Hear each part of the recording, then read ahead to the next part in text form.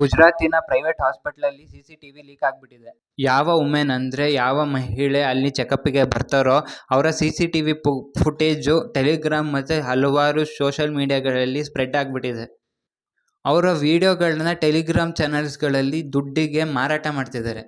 ಇದು ಯಾವಾಗ ಲೀಕ್ ಆಯಿತು ಅಂದರೆ ನಮ್ಮ ಅಧಿಕಾರಿಗಳು ಹಾಸ್ಪಿಟ್ಲಿಗೆ ರೇಡ್ ಮಾಡಿ ಇದನ್ನು ಚೆಕ್ ಮಾಡಿದಾಗ ವಿಡಿಯೋ ಲೀಕ್ ಆಗಿರೋದು ಪತ್ತೆ ಆಗಿದೆ.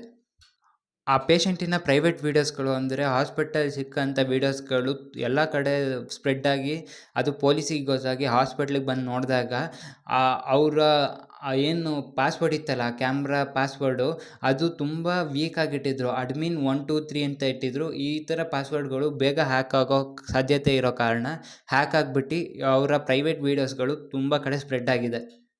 ಇದು ಕೇವಲ ಒಂದು ಆಸ್ಪತ್ರೆಯಲ್ಲಿ ಆಗಿಲ್ಲ. ನಾಸಿಕ್, ಡಿಲ್ಲಿ, ಅಸ್ಸಾಂ, ಸೂರತ್ ಅಂತ ಮಲ್ಟಿ ಸ್ಪೆಷಾಲಿಟಿ ಆಸ್ಪತ್ರೆಗಳು, ಅಂಥ ಏರಿಯಾದಲ್ಲಿರೋ ಮಲ್ಟಿ ಸ್ಪೆಷಾಲಿಟಿ ಆಸ್ಪತ್ರೆಗಳಲ್ಲಿ ಈ ಫುಟೇಜ್ಗಳು ಲೀಕ್ ಆಗಿಬಿಟ್ಟಿದೆ. ಇಂಥ ಫುಟೇಜ್ಗಳು ಹಾಸ್ಪಿಟ್ಲಿಂದ ಬೇರೆ ಕಡೆ ಅಂದರೆ ಫೋನ್ಗಳಲ್ಲಿ, ಯೂಟ್ಯೂಬ್ಗಳಲ್ಲಿ ಲೀಕ್ ಆಗಿಬಿಟ್ಟಿದೆ.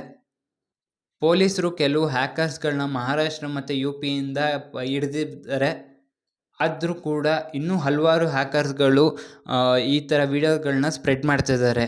ಈಗ ಜನಗಳು ಪ್ರಶ್ನೆ ಕೇಳ್ತಿದ್ದಾರೆ, ಒಬ್ಬ ಮಹಿಳೆ ಲೇಡಿ ಡಾಕ್ಟರ್ ಹತ್ರ ಚೆಕಪ್ಪಿಗೆ ಬಂದರೆ ಅವರ ಪ್ರೈವೇಟ್ ವೀಡಿಯೋಸ್ಗಳು ಅಂದರೆ ಅವರ ಚೆಕಪ್ಪಿನ ವೀಡಿಯೋಸ್ಗಳು ಹಾಸ್ಪಿಟ್ಲಿಗೆ ಅವರಿಗೆ ಏನಕ್ಕೆ ಬೇಕು ಅಂತ, ಯಾಕೆ CC ಕ್ಯಾಮ್ರಾ ಅಲ್ಲಿ ಇಟ್ಟಿದ್ದೀರಾ ಅಂತ ಕೇಳ್ತಿದ್ದಾರೆ.